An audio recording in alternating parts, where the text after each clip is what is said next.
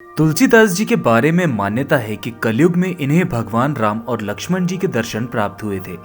तुलसीदास जी के विषय में यह भी मान्यता है कि पूर्व जन्म में यह रामायण के लेखक महाकवि वाल्मीकि थे। भगवान राम के अनन्य भक्त होने के कारण ही तुलसीदास जी के रूप में इन्हें राम दर्शन का सौभाग्य मिला। लेकिन क्या आपको पता है, तुलसीदास जी को भगवान राम की भक्ति की प्रेरणा अपनी पत्नी रत्नावली से प्राप्त हुई थी।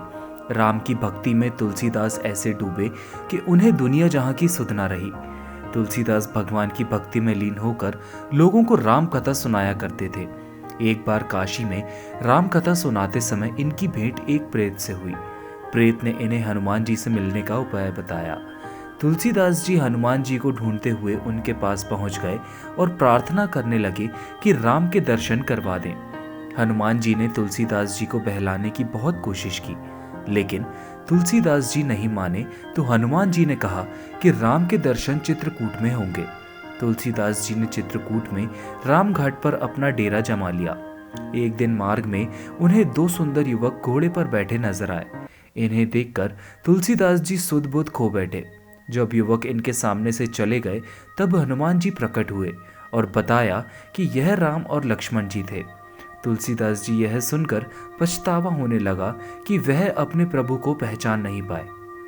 तुलसीदास जी को दुखी देखकर हनुमान जी ने संतावना दिया कि कल सुबह आपको फिर राम लक्ष्मण के दर्शन होंगे। प्रातःकाल स्नान ध्यान करने के बाद तुलसीदास जी जब घाट पर लोगों को चंदन लगा रहे थे, तभी बालक के रूप में भगवान राम इनके पास आए और कहने लगे कि बाबा हमें चंदन नहीं देंगे।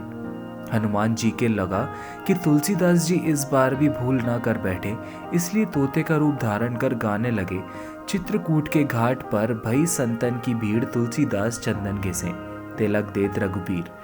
तुलसीदास जी बालक बने राम को निहारते निहारते सुध बुध खो बैठे और भगवान राम ने स्वयं तुलसीदास ही का हाथ पकड़कर तिलक लगा लिया और खुद तुलसीदास जी के माथे पर तिलक लगाकर अंतर्धान हो गए।